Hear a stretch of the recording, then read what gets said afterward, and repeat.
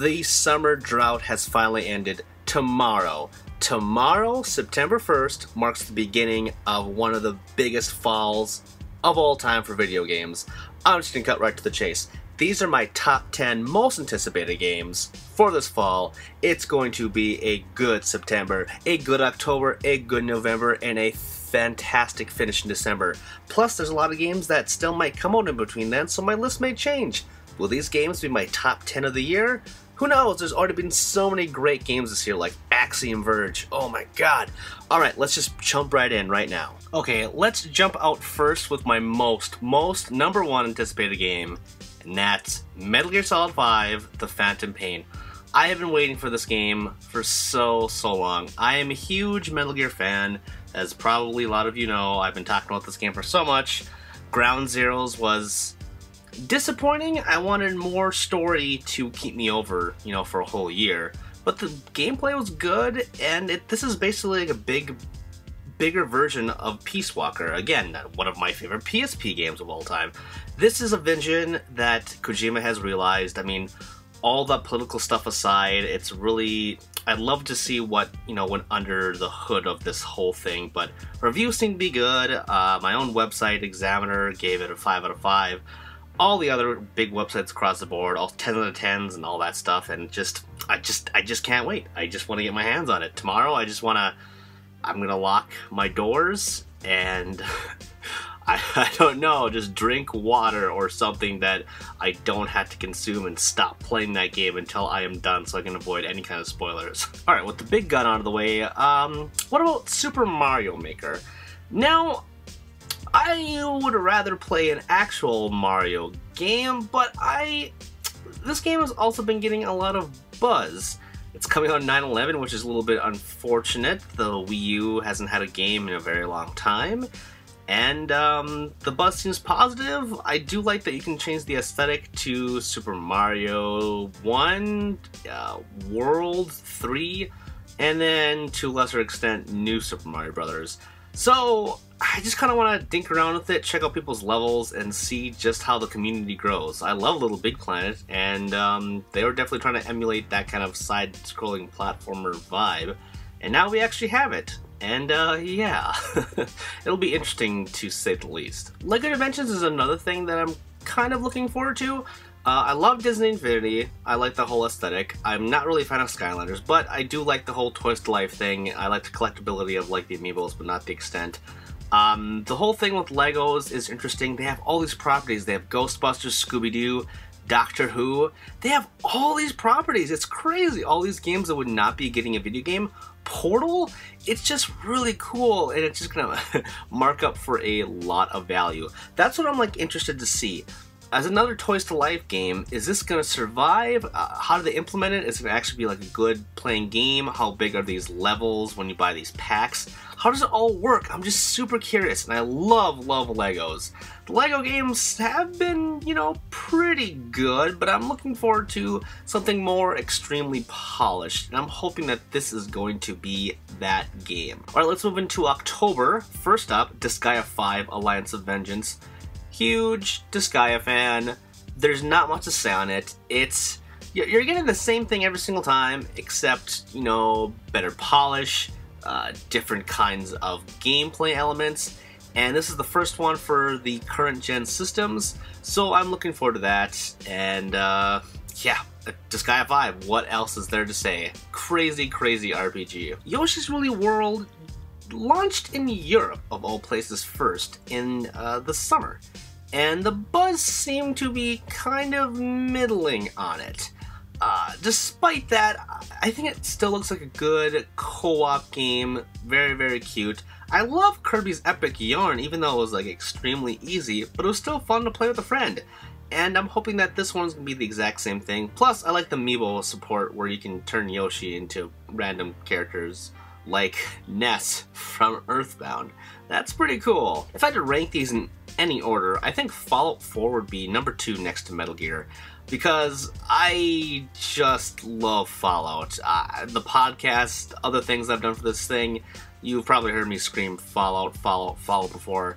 I haven't done any videos on like any of the other Fallout games. It was kind of while I was still in college, basically, when I got into Fallout 3 and New Vegas.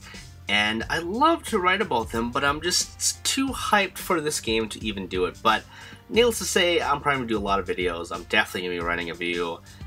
Even if I don't get a copy, I'm just going to be sinking myself into this game in November.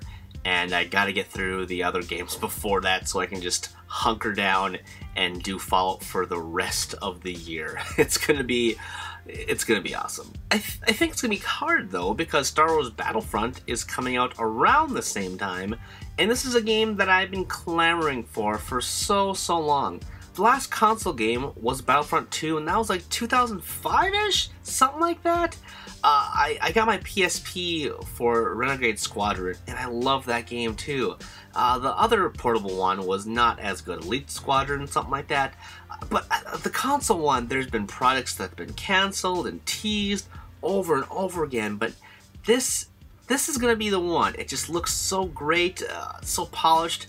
I wish there was a story, but I just want to get immersed in Battlefront again, play online, shoot some rebels, shoot some droids, whatever side I'm on. It's just gonna be fun no matter what. And it looks gorgeous. I can't believe some of these videos, how like amazing it actually looks. This one's another left hook for Nintendo, which is Star Fox Zero. And you know, I've never really gotten into the Star Fox series, but that's not with lack of trying. Every single time the Star Fox has come out, I've never either been cognizant of these games or I haven't had a system. I didn't like the first Star Fox for the Super Nintendo. I thought it was horrible. Star Fox 64 looked kind of cool. I didn't have a 64. GameCube, I didn't have a GameCube when that came out, but it seems like all the GameCube ones were that great anyway. And I haven't checked out the remake of 64, but I definitely should. But I've dabbled basically in all the games, but I've never really sat down and played. And I'm hoping that Star Fox Zero is going to be a really good game. The Wii U kind of needs it, and I hope it's not going to be some half-ass like, okay, you want a Star Fox, so here's a Star Fox. It's, you know, by the numbers. I'm just looking for a fun time, fun experience kind of thing, and yeah, Star Fox. This takes us to December, and there's two games that I'm looking forward to. First of all, Just Cause 3. I dabbled when I got the free version on PlayStation Plus for Just Cause 2. Had a blast. Wasn't really digging so much the story. It was kind of hokey, and I didn't really finish the game, but I did love playing around with it. It kind of reminded me of early days of Grand Theft Auto 3, where it was more fun to just dink around with.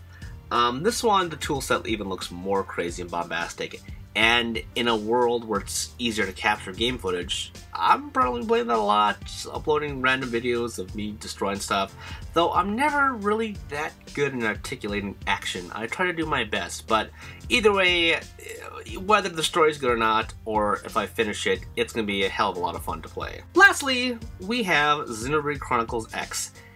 I love the Xeno series, and it's so discombobulated. First there was Xenogears, then Xenosaga, and then that was cut from a 6-episode series to a 3-episode series. Then there was Xenoblade Chronicles, and that was fantastic. Kind of not relating to any of the other stuff, but I mean, the team has been working on this. There's members that are working on these games for a long time, even though they're not really connected with Square Enix and whatever. Either way, this is the game I kind of bought the Wii U for. I mean, there's a lot of games I bought it for, but this is the one I really wanted to get with. And I'm looking forward to actually watching shows or listening to podcasts and playing on the gamepad. I've never played something solely on the gamepad before, just because, you know, a lot of the stuff on the screen you kind of want to be watching and listening.